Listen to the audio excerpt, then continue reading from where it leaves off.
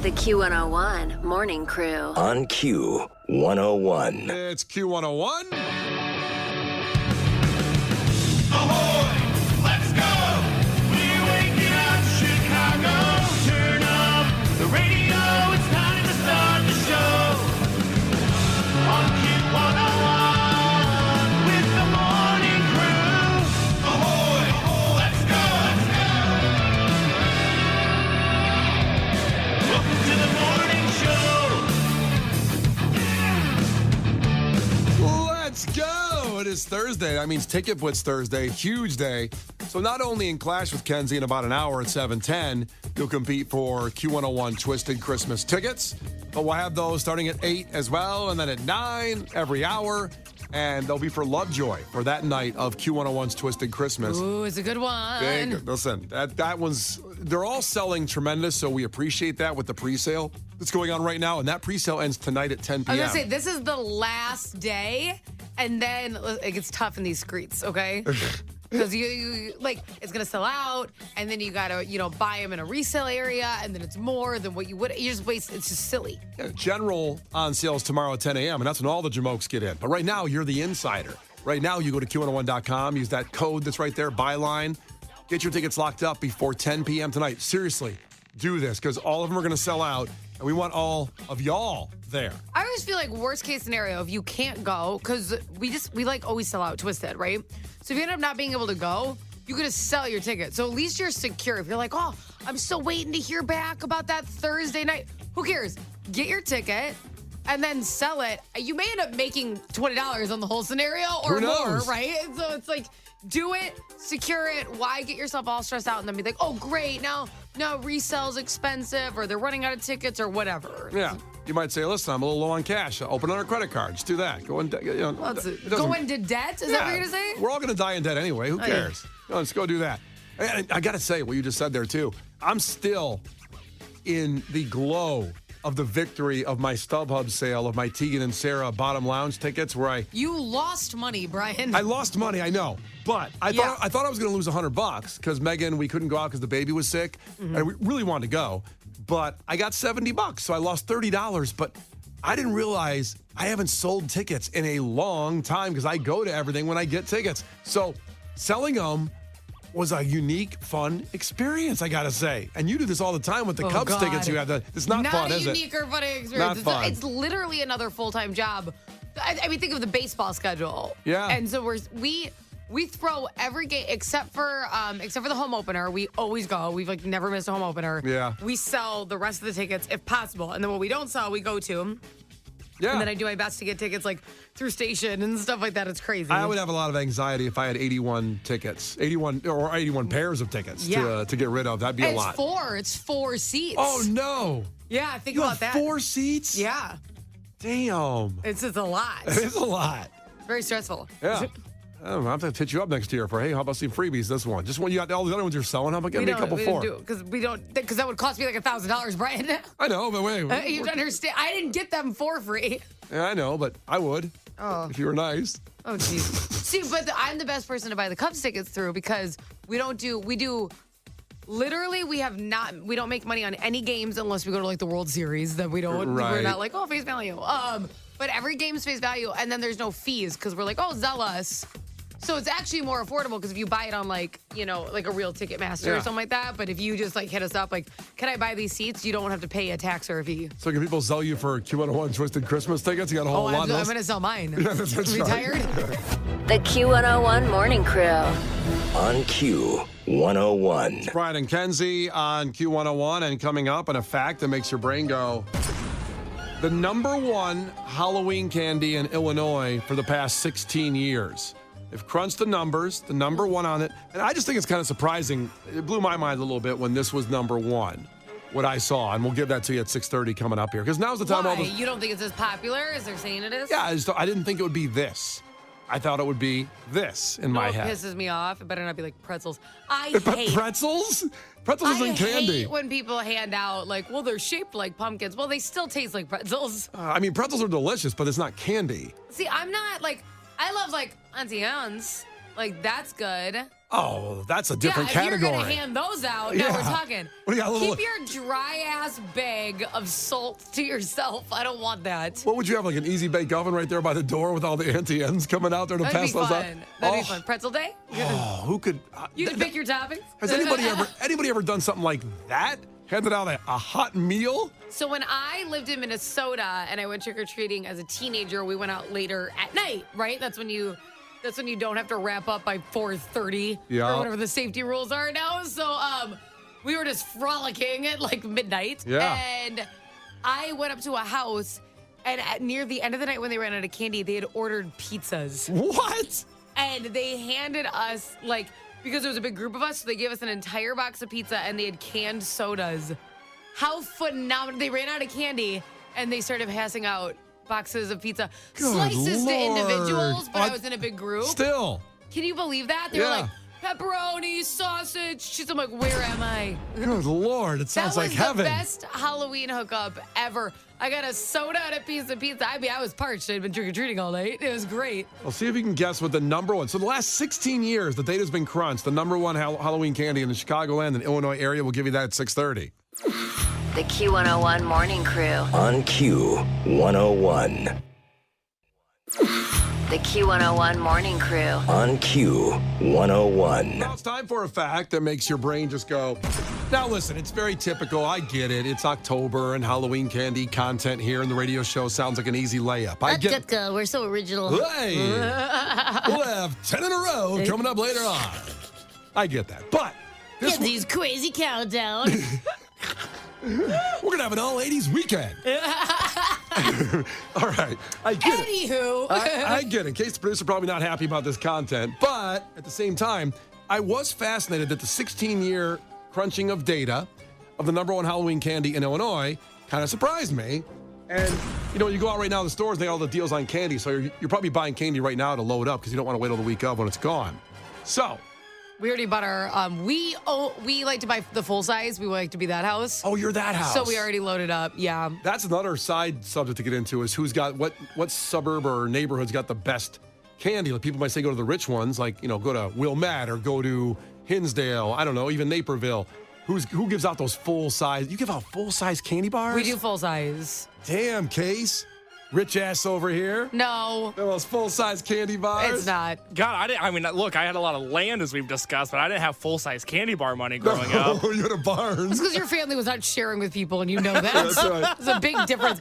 At least we spread the joy around. Yeah, we weren't really into spreading the wealth all that much. Exactly. Just in case you didn't know this, you're catching up with the show. I've known Case, the producer, 4 years, and we just found out recently he had a farmhouse or a barn. I had a barn. And you had a farm. Well, no. An inactive farm. It was just to laugh at the other people who have to work on their farms.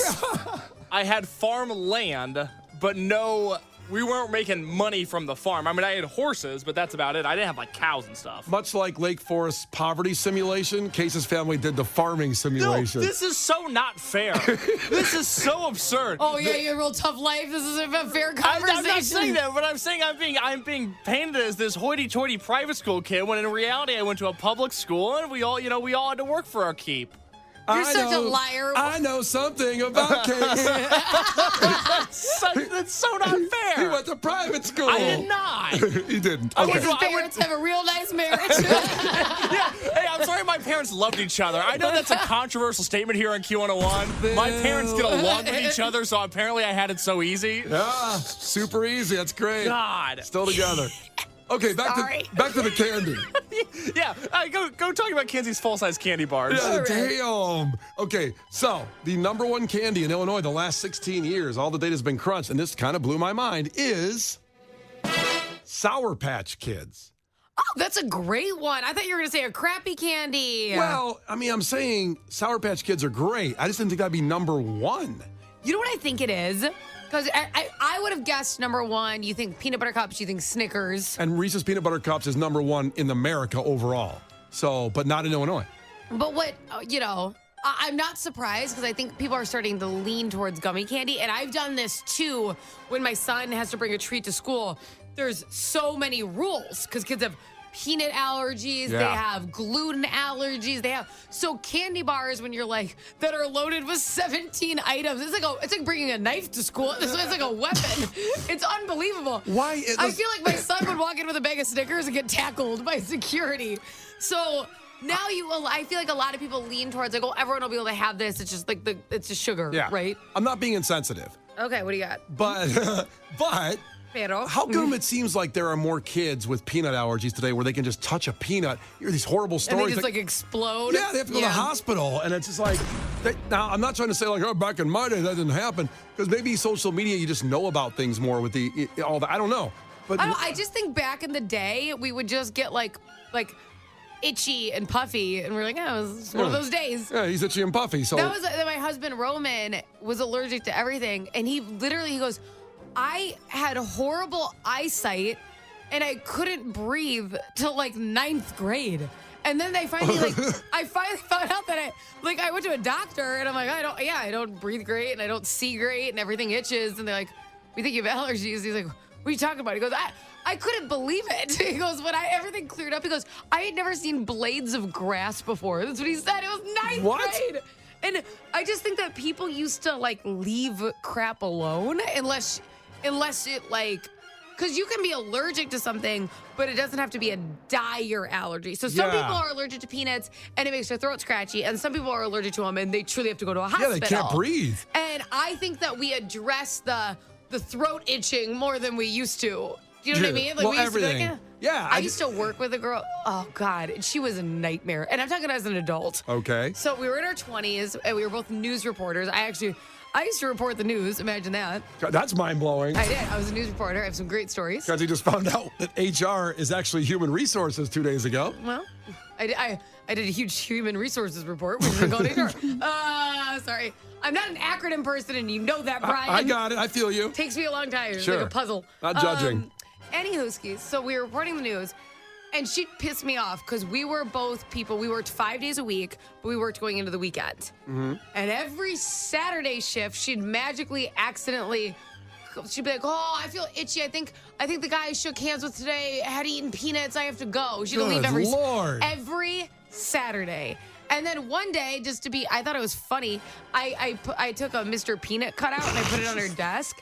And she got all mad. I got written up. And I'm like, it was just a joke. It was not peanuts on it. Because she could die, maybe. No, it was just a cardboard cutout. There's no peanuts. Oh. I just thought it was funny because I was like, hey, are you allergic to cardboard too? Because you're gone every day. And she was just so angry. It's like taking a picture of like a vampire and putting it to a kid's face like, ah. Yeah, and then getting written up. It's like, okay. Yeah. You're a grown-ass woman. It's okay. It's a picture of a peanut. Could you settle down? It's a picture of a peanut. Oh, I got in so much trouble. Oh, boy. But, yeah, I do. Anywho, I think that's why. That's why it's Sour Patch Kids as opposed to chocolate or something with peanuts in it. Because there is those rules, like, Valentine's Day candy when you bring in the boxes and stuff. Yeah. My son's in elementary school. He's in 4th grade. And they will give you, like, guidelines. And essentially, based off the guidelines, you could bring in Sour Patch, Starburst, lollipops, things like that. Yeah. And that's it. So there's no problem with gummies or sour things. There's nothing that can affect anybody, I guess. I'm sure. But I'm sure there's people who are probably, like, allergic to sugar, but then this just ain't your party. You know what I'm saying? Right. This just ain't for you, kid. God.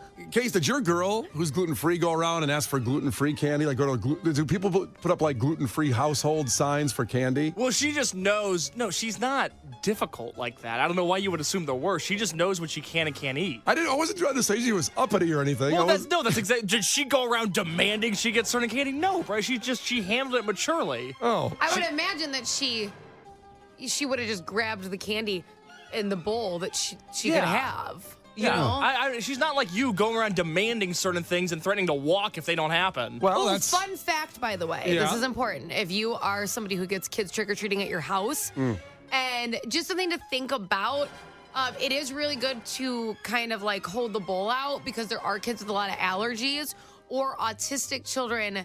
Like, they have a hard time processing certain things that can bother them. Yeah. So when you just give them a piece, like, what if someone's allergic to peanuts and you throw them a Snickers? And so they're not trying to be horrible kids. They just wanted the Three Musketeers so they can actually eat it. So they can enjoy Halloween. Yeah, so just something to think about because sometimes we get frustrated because kids, like, these kids nowadays, they don't be Damn putting in the kids. effort. And they're like, oh, I'll be happy with what I get you. And they're probably just like, well, I'm going to explode if I eat I'll it. die if I eat this. The Q101 Morning Crew. On Q101. It's Brian and Kenzie on Q101. And just so you know, overall, we were talking about Sour Patch Kids, the number one candy, 16 years in Illinois. Kit Kat was number 2. Starburst was 3. If Indiana feels left out, well, Starburst is number 1 in Indiana. Hot Tamales, number 2. And Jolly Ranchers, 3rd in Indiana. Jolly Ranchers underrated, but a lot of the sweet stuff there for Indiana. And Wisconsin, Butterfingers, number 1. I love Butterfingers. They're so good. They have Hot Tamales, too, and Starburst. So Indiana and Wisconsin are kind of alike in their like of Kit Kats and Starburst, I guess. Well, they're also near each other and everything, Brian. The Q101 Morning Crew. On Q101. The Q101 Morning Crew. On Q101. Brian and Kenzie on Q101. A lot going on in sports. The Messi game last night set a record at Soldier Field. We'll get to that. And also the Bears play tonight, by the way. It's kind of weird. Yeah, Thursday Night Football. Bears are on. What do you mean it's kind of weird? It just feels weird that they just had this game. And we You haven't. think Thursday football's like a new concept? I'm not done complaining about Sunday's game, and then Thursday, the new game's already here, and it's going to be probably more disastrous than that game. But we'll get to all that in sports. First, Gil Curtis with your headlines. This is not headline news. Today is National Be Nice Day. Best to not bring up the Chicago Bears. Ow. Last night was NFL night on The Masked Singer. It was so annoying. After every performance, they cut to the reaction of Taylor Swift. This year's Rock and Roll Hall of Fame induction ceremony will stream on Disney+. Fitting, since when rockers start to age, they look like Baby Yoda. And Friday is the worst day to book a flight. Unless the airline is Southwest, then Saturday through Thursday also suck. This is not headline news. The Q101 Morning Crew. On Q101.